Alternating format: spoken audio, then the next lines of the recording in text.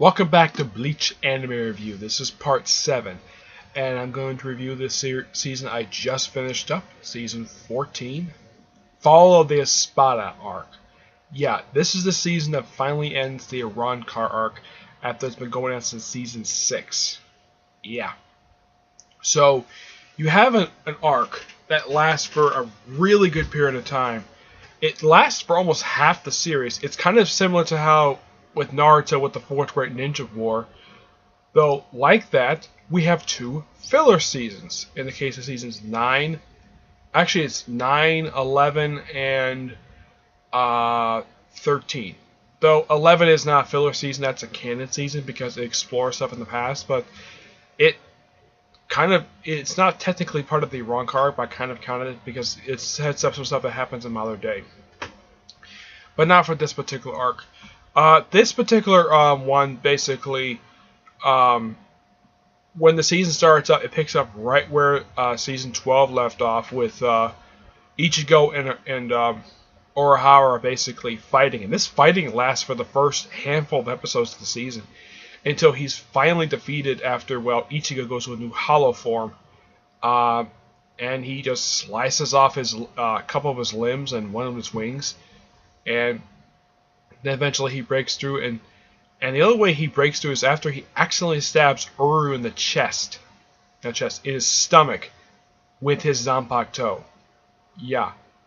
Eventually he breaks through and Orihime does heal Uru and heals up Ichigo a little bit.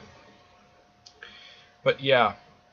Eventually he does defeat him, and of course he gets evaporated to dust. Of course, Urahara basically asks Orihime, is she afraid of him? And she says no, she's not afraid of him. And he just dissolves into dust just as soon as she's trying to touch his hand.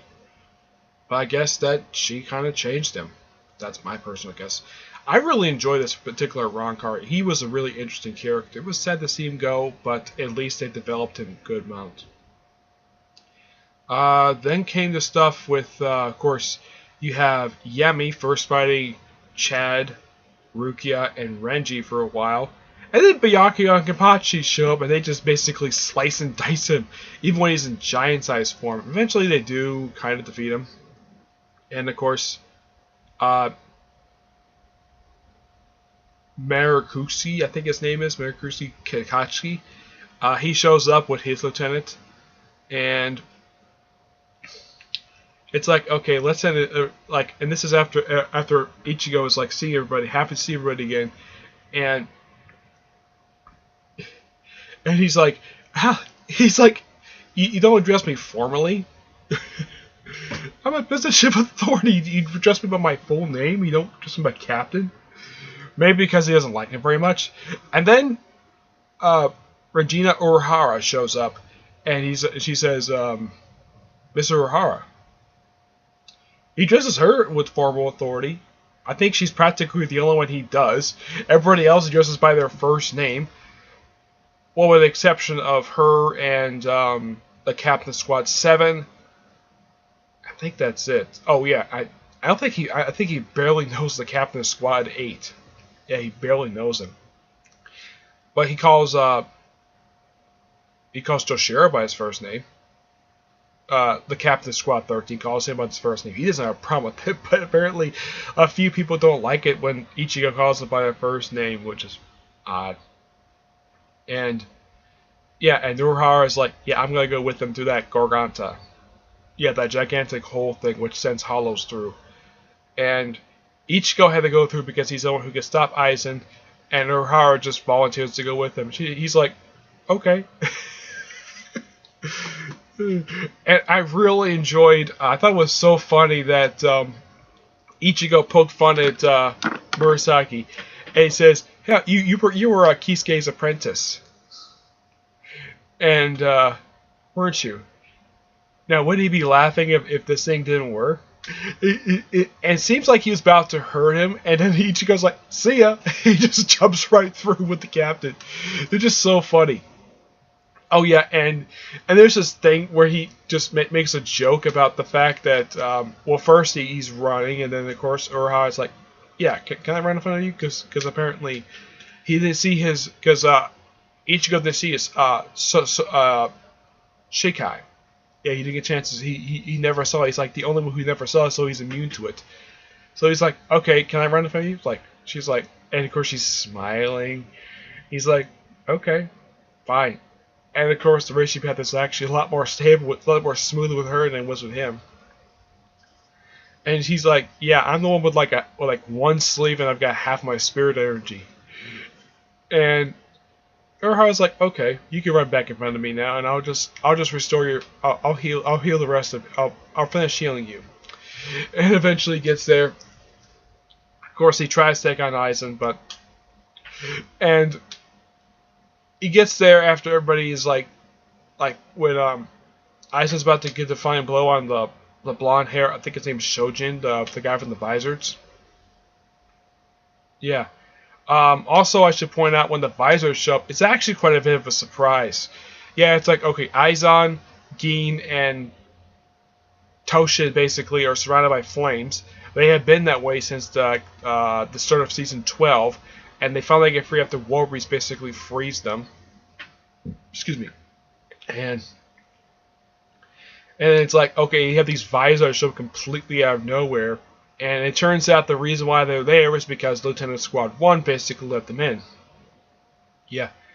And also, prior to Aizen basically Ichigo showing up, they had actually defeated 2 of the 3 remaining Arrancars that were still around. Arrancar 1 and 2 were actually defeated. Arrancar 1 was defeated by the captain of Squad 8. And as for Arrancar number 2, who was formerly the god king of Wakamundo,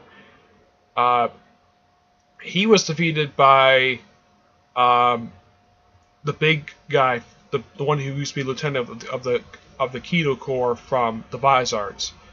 Yeah, he's the one who defeated him. After a little while, of course, he also borrowed Soy Fang's Bankai in order to defeat him.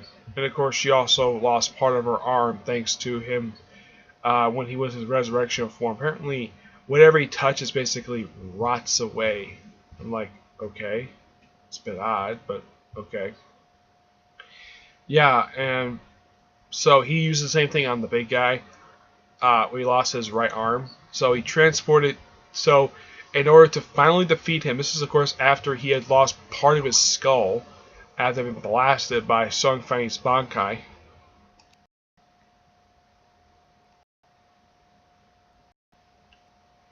Yeah, after he defeated by Song Fang's Bankai, after he put it like in this big barrier, apparently that couldn't stop him. So the only way to finally defeat him was by having the big guy transport his decaying, rotting right arm, transport it inside Arrancar number 2, and detonated that. Finally defeated him. I'm like, okay. It's actually pretty interesting into the fight, but yeah.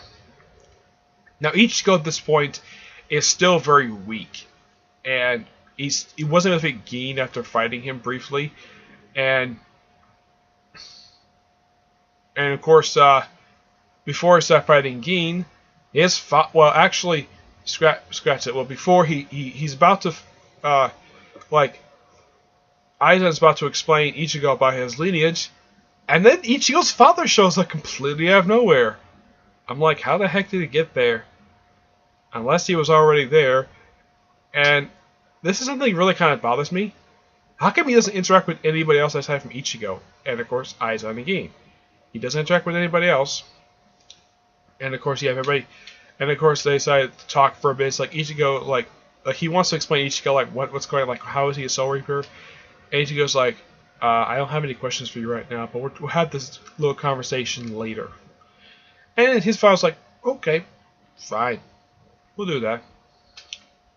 So Isan takes on Aizen, and Ichigo takes on Gin for a little while. And then all of a sudden, Rangika wakes up. Yeah, she wakes up, despite being wounded. And her being incapacitated for a while. Yeah, she's been incapacitated for a while. A very long while. She gets up and runs toward Gin.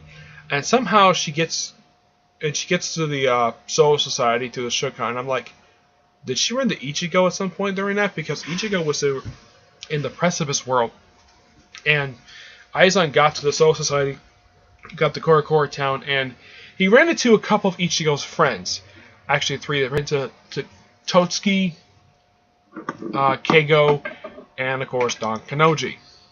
And of course the Afro guy, which I'm not surprised he's there because he was probably unconscious at the time. And so apparently his Zanpakuto token turned into like a saw disc, something like that. It was really weird. And when they showed up, I'm like, why are they in a different location when they were last seen in the anime? Because they were unconscious on a rooftop, and they're wearing completely different attire at that point. And yet, when they show up here, they're wearing school uniforms, and they're on the sidewalk. Okay.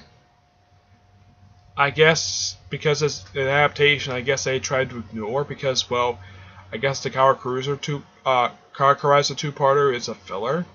That's my personal guess, but could at least the anime stay consistent?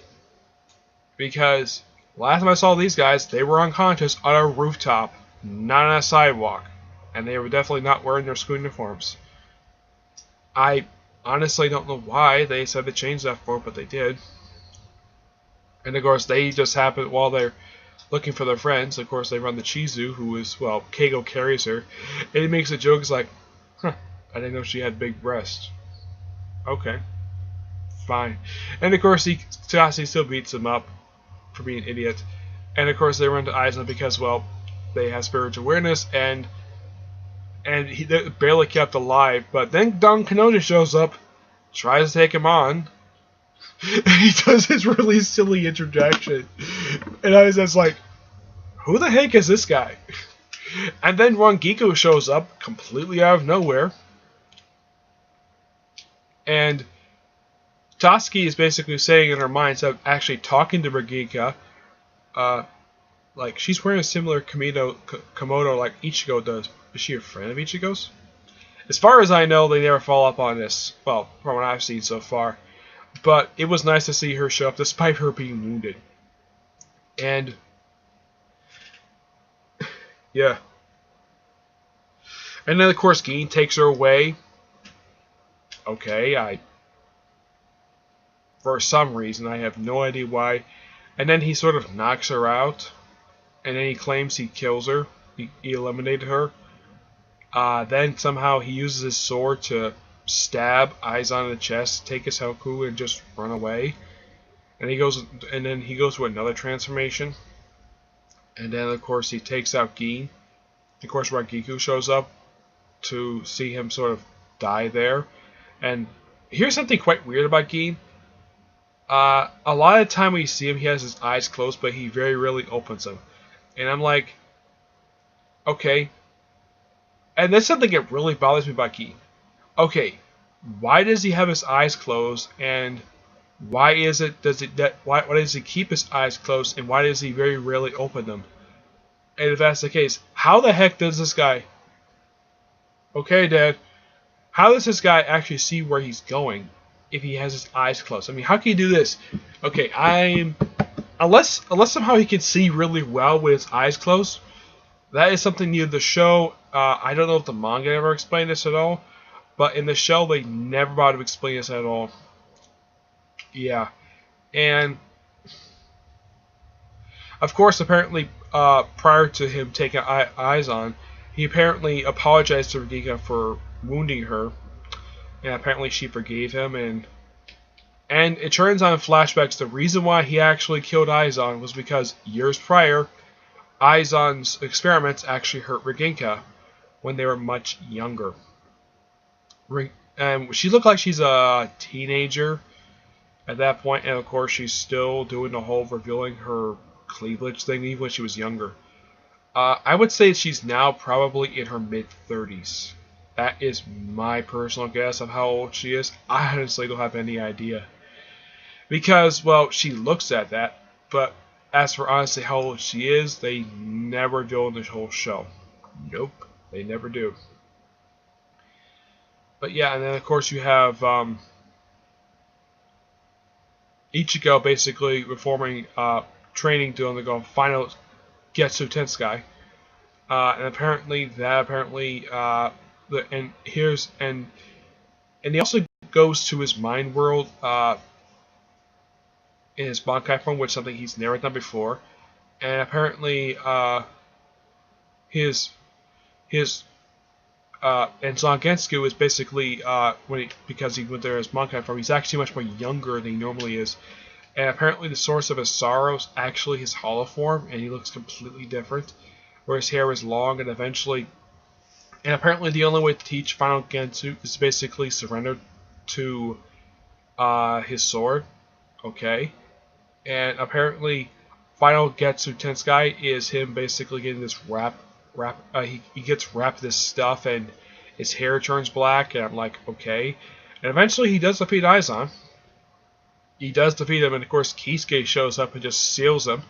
Apparently, when Kisuke showed up to battle him a little bit early, because Kisuke Yorichi showed up to battle Aizan, he apparently put a special keto inside of his body from their previous fight. And apparently that helped him actually seal him.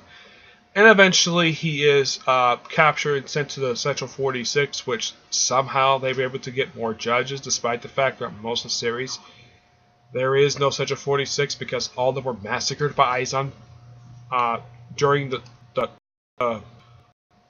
arc. Wait, they all got massacred by Aizan during the Soul Society arc? Okay. Somehow they were able to come back.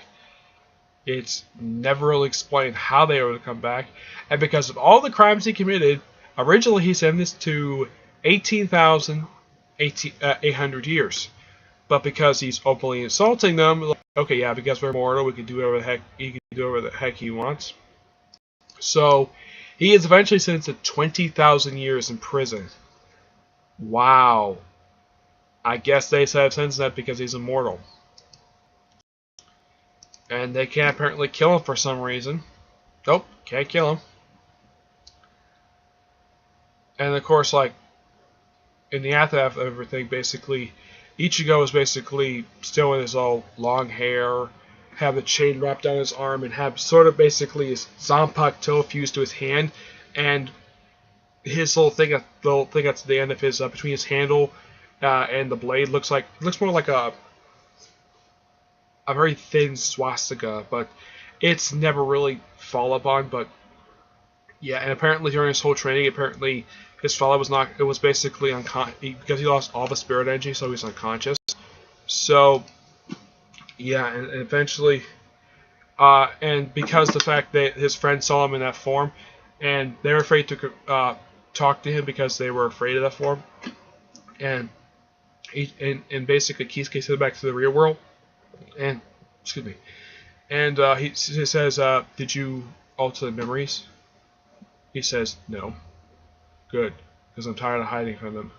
And then somehow, it's never really explained how, Orihime, Oru, Chad, Renji, and Rukia show up. How they got there, never explained. Of course, they eventually get to the real world, and as for what happened to everybody else who, though in the manga I've heard it's explained that Holly Belt, Arrancar number 3, does survive after Orihime heals her. It's never shown in the show for some reason. I have no idea why. I guess they were trying to rush to finish this arc. Eventually Ichigo does collapse. It looks like Ichigo was, because he had defeated, of course he was tired. It seems like he was going to walk over to Orihime and give her a hug. And then he just collapses. And then he wakes up 10 days later, and apparently because he spent like 3 months in the Princess world, his height increased and his hair got longer. And I thought it was interesting though the fact that, okay, because they're kind of scared because how different he looks, that he says, okay, when we get back, I'm getting myself a haircut. And then he's like, and he's convulsing and he's collapsing, and he wakes up 10 days later where apparently his height has been restored to his normal length, and his hair is basically normal length too. Basically, he's back to normal. And according to Kisuke, if he blacks out again, he will permanently lose his powers altogether. Of course, he eventually does get him back. But And of course, with the conclusion of that arc, Ichigo was very rarely seen in the show after this for the last 6 episodes because they're just filler. The first one is one that features Kon. Basically, the Karakurizer is back, and apparently the female Arrancar is back somehow, even though they blew up her base the last time they saw her. Yeah, how she came back, never explained. And they just kind of feel like doing this. I don't know if they ever did any more of these episodes, because I thought this episode was kind of fun. And of course, she sent out this guy who's kind of like Don Kanoji, and of course, Don Kanoji's nowhere to be seen in the episode. Apparently, he's shooting overseas for some reason. So the rest of the team is all there. Though most of them will do, with the exception of Tatsuki and Kon, most of them do jack squat in this episode. At least when they were last seen, they actually did something. This time it did nothing. Apparently, Ichigo is also off someplace for some reason. I have no idea what he's up to. It's a pretty interesting episode. There's an episode featuring focus on let's see. There's one focus on Toshiro hanging out with Karin, Ichigo's sister. Ichigo's actually seen in that episode, and that's the last episode of the season. There's one where Yachachi, I think it's how you pronounce it, the little pink-haired little girl, the one who's Lieutenant of Squad 11. Yeah, she mentions an old friend. That episode I really did enjoy. Let's see, is there any other episodes I forgot? Oh, and also Yamato basically was mad at Kapachi, the captain of Squad 8, and Byakuya for losing their coats. And of course, apparently lost his arm as well, which I thought was like hilarity. It was like, what the, like, Yamato was getting mad for some reason, and it turns out he's mad at these 3 captains for losing their coats, which I was really hilarious. Any episodes I forgot? Let's see. There's an episode focused on Lieutenant of Squad 2. Really dumb episode. Episode really don't care for. There's one where focus on a character from the 11th Division. It was pretty interesting. There's one where another Conan episode. Oh, there's a couple episodes I forgot to mention. There's a couple like side story ones. I didn't care to watch. I guess I didn't want to. There was one basically where, as cover promotion for the 4th Bleach movie, they decided to have an episode where everybody's shooting a movie. At first, Ichigo was sort of casted to appear in Urahara's movie for a small part, and then Kapachi is basically trying to recruit his movie, and of course. And this is, of course, the first time I've ever seen it where Urahara and Kapachi actually have an on-screen confrontation. And he's like, okay. I guess her smile always tends to calm people down for some reason. It's never really explained in the show. And it's a pretty hilarious episode. There's even... And when they get to what movie that Ichigo is actually in... And this is really weird. Apparently, Uru is the costume designer. Renji is the director. Rangika is the villain. And the movie is called Intergalactic Maid Cop versus Alien Invaders Part 1. It just sounds so funny. And of course, Rukia is wearing a maid outfit, which I'm like, okay. A maid's outfit, really? And she still has her thing for the bunny thing. Yeah, apparently she loves bunnies. I guess they think that's a funny thing. Yeah, and of course Chad and Orihime are victims of mind control. And of course Ichigo is complaining half the time he got beat up. It was just so funny. And then the other episode that came right after this one was a prologue for the 4th film, which kind of what Naruto did with Road Ninja. They had a prelude for that one as well. It was a pretty interesting one. It also featured Arrancar's 8 and 9 showing up, and they take on a group of sinners. And there's one sinner who escapes from hell. Yeah, they actually show hell itself, though it's depicted much differently than how it's normally depicted in some other forms of fiction. Where it's not like fire over the place, it looks like a big landscape. Now my guess is Arrancar's 8 and 9 probably ended there because, well, they probably just got killed. It's like, where are we? Can we get out of here? Yeah. Apparently they remember their deaths. Okay. And the Cinder who escaped from hell, get this, was the second hollow that Ichigo fought after the pilot episode. So I'm like, okay, that's interesting. The fact that they brought that one back, interesting idea. Of course, it leads to the 4th Bleach, which I will watch after I complete the Bleach series. I'm trying to think, was there anything else that I need to talk about when it comes to season? Let me think.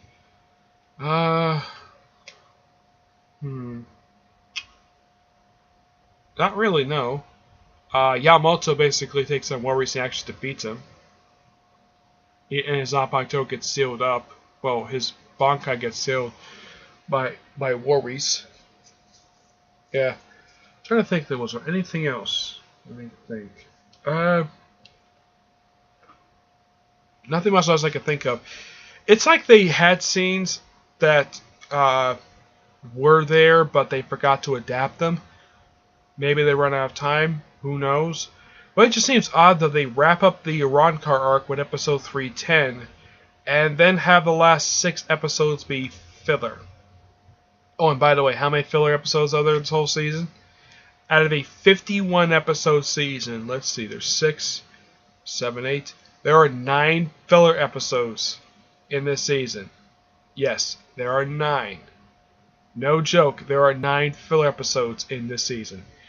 So that means that canon episodes, there are actually 42. Yeah, 42 canon episodes and 9 filler out of a 51 episode season. It took me a while to finally finish it. It's finished. It's finally put behind me. Okay. Next part, I will hopefully go through. I will probably wait to do the next part until I have to complete seasons 15, 16. I'll probably do about 3 more videos after this one. One to review 15, 16. The reviews of the Bleach movies and the OVAs, and the last one, my final thoughts on the series. Oh, and I have heard there was an article released that a couple days ago that of all people who were disappointed at the end of the series, when Bleach ended, the most disappointed was actually Johnny Bosch, the guy who voices Ichigo. He says he was the most disappointed. He was the most disappointed person to see the series go because he actually enjoyed doing Ichigo. Yeah. But yeah. That's all I gotta say on season 14. Fall of the Espada. It's a pretty awesome season nonetheless. If you want to watch the side stories, go ahead. I didn't care to watch. I didn't want to watch them because they didn't seem interesting to me. The 2 cone ones, like the first one, I thought was really interesting. It seems like for this season there was some stuff that weren't explained, and there was some stuff a bit rushed. Plus a bit of plot holes here and there, but it's not too bad per se. But hopefully, maybe some people who actually like Bleach, maybe they love this season, but who knows? Okay, so that's it for this part. Stay tuned for part 8, or I'm going to talk about seasons 15 and 16 when I get a chance to watch it. Okay? Until then, I will see you there. Bye.